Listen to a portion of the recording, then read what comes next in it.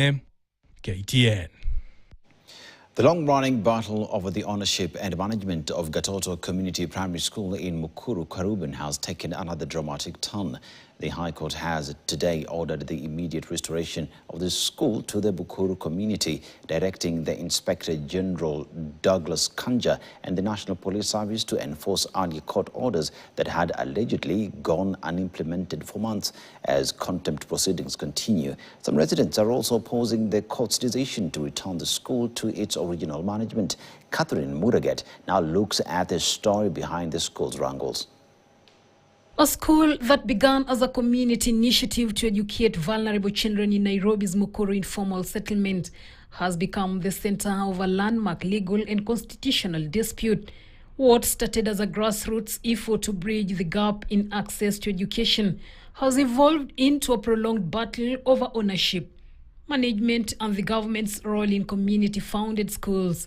For years, Gatoto Community Primary School was managed by a community board of management before it was recognized under the alternative provision of basic education and training community known as UPBET.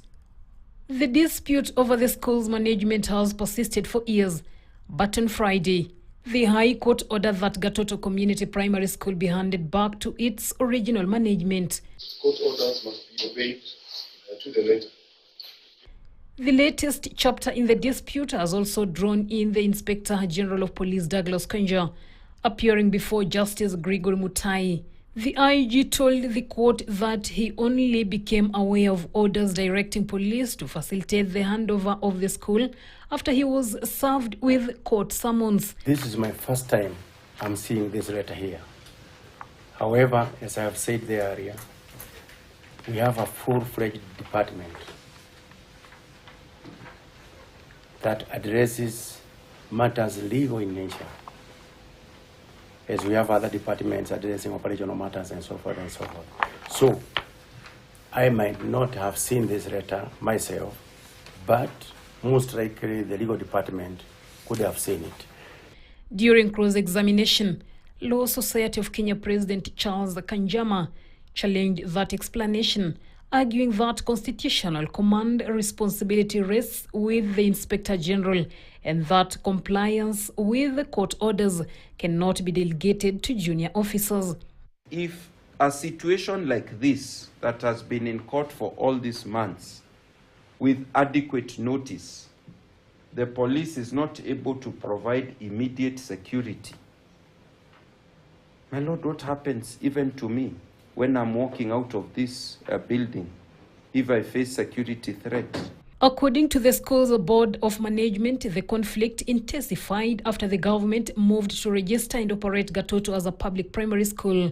In a landmark ruling delivered earlier this year, Justice Bahati Mwamuye declared the government's decision to convert Gatoto Community Primary into a public institution unconstitutional, unlawful, and contrary to the Basic Education Act. The court ruled that Gatoto remains a private, non-profit UPBET institution established and owned by the community.